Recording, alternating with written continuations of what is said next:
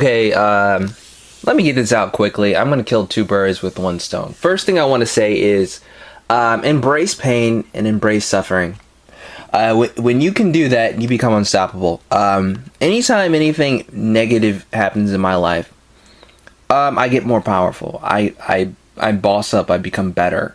You've got to stare into the fire. You've got to look the wolf in the eyes and deal with the problems. You get tougher that way. It gets you out of your comfort zone. It forces you to become your best. It forces you to become Batman, Superman. You have to become your own hero. Look, I can't express to you guys the sensations I feel, the cool shit that I do. There are quiet victories that nobody knows about that I have all the time, and I do amazing things. When I look back at my past and know that a lot of the things I did, people don't even know, I don't even talk about, that were awesome. When I realize how much personal power I have, how much control I have over situations, people don't even know I have that much control. They don't even know I'm that powerful. People really underestimate me, and that's because they're human. They're expecting me to be human just like them. But I have this habit of embracing pain and suffering. When bad things happen, I get excited. I have a perverse, sick love for pain. Alright? For suffering. Okay? And, maybe that's why I don't feel as much fear. Maybe that's why I don't feel as much pain. Because I process it differently. And that's all I'm gonna... I'll make a video talking about that a little bit more. But someone wrote a comment on one of my videos. I deleted the comment because it's so stupid. People always think they're checking me as if I made an error.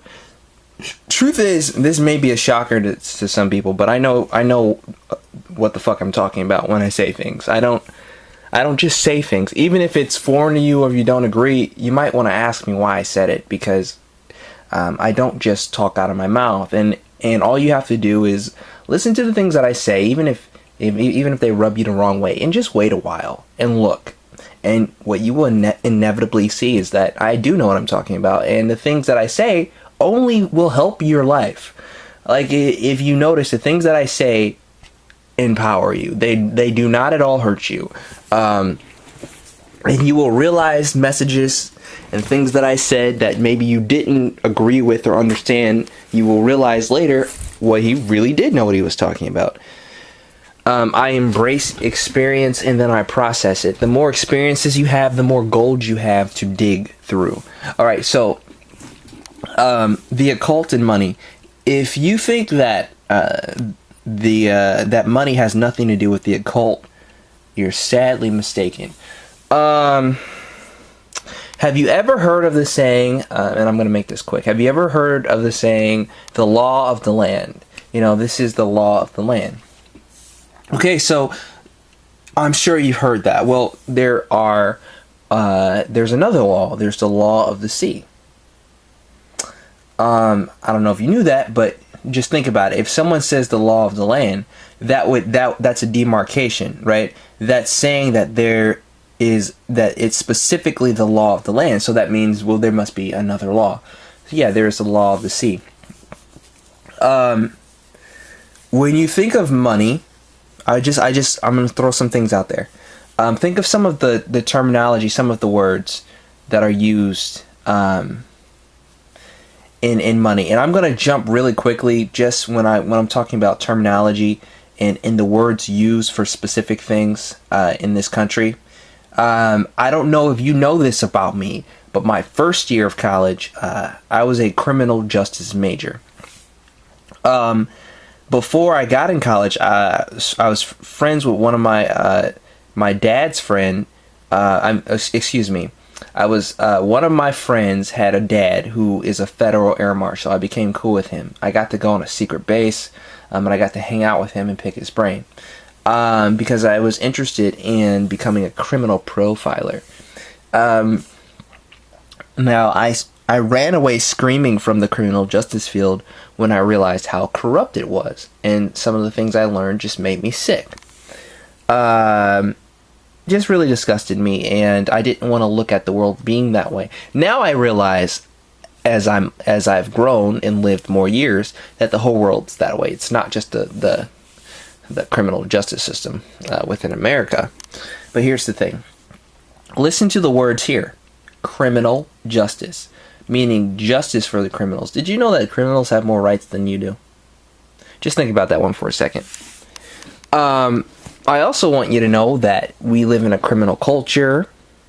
The whole country's ran by criminals. And now let's just jump back to money. Okay, so why did I say that? I'm talking about the terminology. The terminology is important because you may think it's just a coincidence that they call it the criminal justice system. But these are smart, intelligent people who have put this country together. They did it on purpose. They're telling you, subconsciously you understand what's going on. They're telling you what it is. It's for the criminals. Decent people don't get that much justice. Okay? You don't have to believe me. Just think about what I said and keep on living. Now I've made the point that terminology, the words that are used, mean something. Now think about this, right? Are you ready for this? When you look at money, what's a word we might use for money? Currency, right? Current, like water. Okay. What happens when you have money that you can use? Liquid assets. Your money has been liquidated. The word being liquid is being used for your money. Okay. So I just want you to think about that. Now, also look at banks. Think about the word bank. Okay, I'm just gonna let that process for a second. You're going to a bank. Why do they call it a bank? Okay, so, and I'm not even going to get into the fact that technically, if you really look at things, we really shouldn't be paying taxes. You don't actually own anything. Nobody can really own anything with these bills.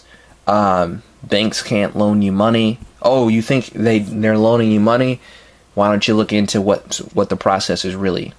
What really is the process of what's going on, rather than them actually loaning you money? What's really going on? You're actually getting a credit. All right. So when it comes to the occult, like I said, the occult is just hidden. It's how the inner world works, your inner world, and the outer world. All right, so you have the outer world, how it works in general. These are things that will not change, that are timeless, and then you have things that are hidden, that pertain to your particular world right now, this so-called modern society now.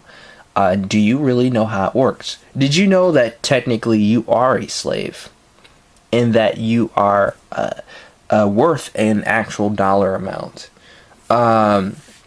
Also, when it comes to attracting money, right, having money, there are laws and rules, because money and your psychology are endlessly intertwined. Remember, all the things that we use externally, that we created, are just extensions of our psychology.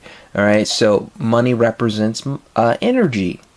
It represents a lot of different things, and it is an extension of our collective consciousness. So I'm just gonna say that, and if anyone else says, money has nothing to do with the occult, or how to handle money has nothing to do with the occult, you're foolish. Okay. Let me explain something to you. When you think you know it all, you're in trouble. Please keep learning. That's what I strive to do. And the more I learn, the more scared I get, because I realize I just don't know enough. Okay? This is Mr. Jones. Have a great and productive day. Bye.